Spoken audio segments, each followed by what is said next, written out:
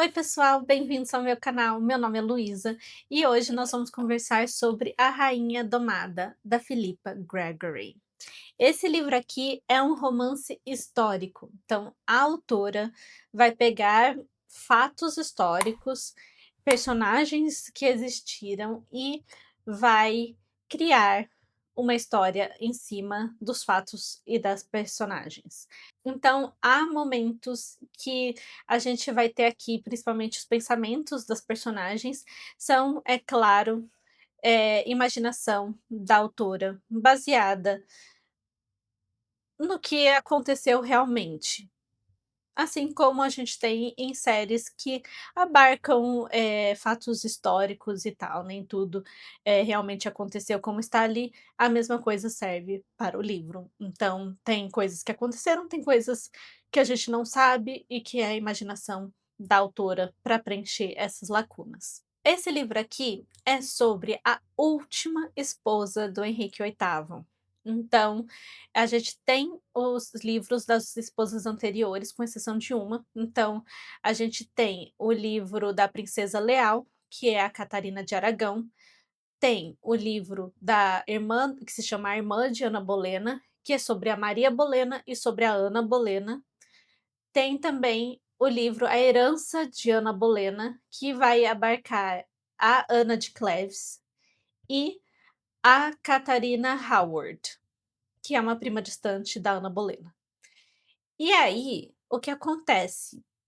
A gente tem a Jane Seymour, que é a esposa do Henrique VIII, que acabou dando para ele o tão esperado herdeiro, o Edward, e a gente não tem ainda o livro dessa esposa, tá? Então, o que acontece é que a Philippa Gregory, além da série das esposas do Henrique VIII, ela também tem uma série sobre a Guerra das Rosas, que são os eventos históricos anteriores à chegada dos Tudor no trono inglês. E aí depois tem essa série aqui. E na verdade eu acho que ela começou com essa série aqui, depois que ela foi para a série da Guerra das Rosas. E assim, os livros foram publicados tudo fora de ordem, tá? Então, o primeiro livro que a Philippa Gregory publicou das esposas, na verdade, foi a irmã de Ana Bolena, e não a Princesa Leal, que é sobre a primeira esposa, a Catarina de Aragão. Então, você pode começar a ler essa série pela Rainha Domada, que é a última esposa. Aí vai do que você escolher, de como você quer ler. Então você pode ler pela ordem que ela publicou, você pode ler pela ordem histórica, ou você pode ler pela ordem que você quiser, que você achar melhor, a ordem que o livro cair na sua mão. Basicamente é isso. Bom, eu cheguei a ler A Princesa Leal, A Irmã de Ana Bolena, A Herança de Ana Bolena e agora A Rainha Domada. E como as leituras anteriores que foram feitas antes de eu ter o canal, esse livro aqui foi maravilhoso. Eu sou uma grande fã dessa autora. Eu me divirto muito com romances históricos. Na verdade, é o meu gênero conforto. E aqui a gente vai acompanhar a Catarina Parr. A Catarina Parr, ela teve outros 2 casamentos antes de se casar com o Henrique VIII. E nesses casamentos anteriores ela não teve filhos. E aqui ela já está com seus 30 anos. E o Henrique VIII, nessa altura do campeonato, ele já tinha se divorciado, já tinha executado 2 esposas, uma já tinha morrido no parto e a outra, uh, conseguiu aí uma anulação. E aí a gente tem a Catarina Parr. E a Catarina Parr quase perde a sua cabeça também. Então, esses livros que tem o Henrique VIII, assim, às vezes parece um filme de terror, porque o que acontece?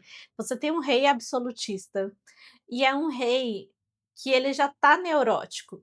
Então, a gente tem que pensar que o pai dele, o Henrique VII, foi quem assumiu o trono da Inglaterra depois da Guerra das Rosas. Então, é ainda um negócio meio fresco ali, tipo esse trono que tá ali. Inclusive o Henrique VII, na hora que ele tem o primeiro filho, ele vai colocar o nome de Arthur no primeiro filho, como uma comprovação de que os Tudors são descendentes do rei Arthur e, portanto, eles têm, o direito ao trono. E aí o Arthur, ele morre jovem e quem assume, no fim das contas, é o segundo filho, que é o Henrique VIII. E o Henrique VIII, ele é doido para ter um herdeiro, um príncipe herdeiro, porque na época ele tinha só a Maria I, depois a Catarina de Aragão não conseguia ter filhos, homens e filhos que sobreviviam, então ele vai se casar com a Ana Bolena, ele vai fundar a igreja anglicana, vai se casar com a Ana Bolena. Ana Bolena dá uma menina, e aí estraga tudo pra ele, tipo, o Henrique VIII fica louco, decide que a Ana Bolena é uma traidora e acaba com ela. Aí a terceira esposa dele é quem dá o príncipe Edward, mas a gente sabe que o príncipe Edward, gente, não é spoiler pra ninguém, isso é história. O príncipe Edward é uma criança mais frágil, e é isso que a gente vai ter sobre ele. E aí ele vai continuar se casando na esperança de ter mais filhos homens para garantir, né, se acontecer alguma coisa com o Edward, ele vai garantir que ele tenha outros herdeiros homens para poder assumir o trono. E a gente sabe que as herdeiras que assumiram o trono no fim das contas, né. Enfim, nessa loucura tem toda a questão de, tá, ele é o rei absolutista, ele manda em tudo, ele é o chefe da igreja e tal, só que ele é neurótico também. Por quê? Porque quando você tem todo o poder nas suas mãos, existem homens muito ambiciosos que vão querer pegar esse poder ou vão querer te controlar. Então, o Henrique VIII, ele é super neurótico, ele tem uma ferida na perna que não cura, as pessoas à volta dele tentam manipular ele o tempo todo, incluindo as esposas, e ele sabe disso. E aí a gente tem a Catarina Parr. E a Catarina Parr, ela é uma mulher que ela estava apaixonada pelo Thomas Seymour, que é o irmão da Jane Seymour, que é a esposa que deu o príncipe Edward para o Henrique VIII. Enfim, os 2 são apaixonados.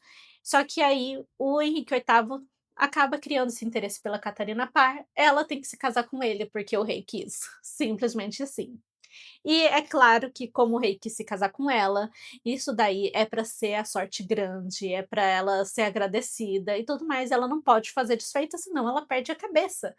Então, mesmo apaixonada por um outro homem, ela vai ter que ter esse marido e ela vai ter que lidar com ele. E a gente vê todas essas jogadas da corte aqui nesse livro e as jogadas dela também, para ela sobreviver, para ela e a sua família sobreviverem, né. E a gente está numa fase que estão acontecendo as reformas protestantes na Europa. Então, antes, de Lutero, a Europa era toda católica, respondia ao Papa e tudo mais. Veio Lutero com a reforma, inclusive o próprio Henrique VIII escreveu um documento contra Lutero, mas aí 10 anos depois ele pensa assim: eu quero casar", e aí o Papa falou assim: "Não, você não vai casar porque você já é casado".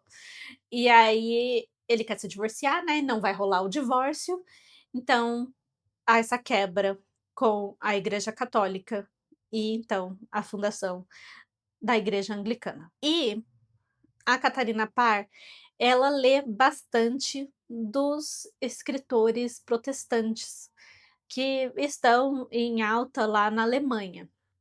Enquanto ela lê, enquanto ela recebe na sua sala vários pregadores, também nessa linha protestante, a gente tem os Howards, a gente tem que é a família da Ana Bolena ainda, né, a gente tem outras famílias poderosas na corte que querem controlar o Henrique VIII, mas também eles veem uma vantagem em se aliarem a Roma, né, ao Papa. Esse livro ele é cheio dessa jogada política e religiosa, e com isso, né, essa luta de vida e morte por parte desses 2 lados da Inglaterra.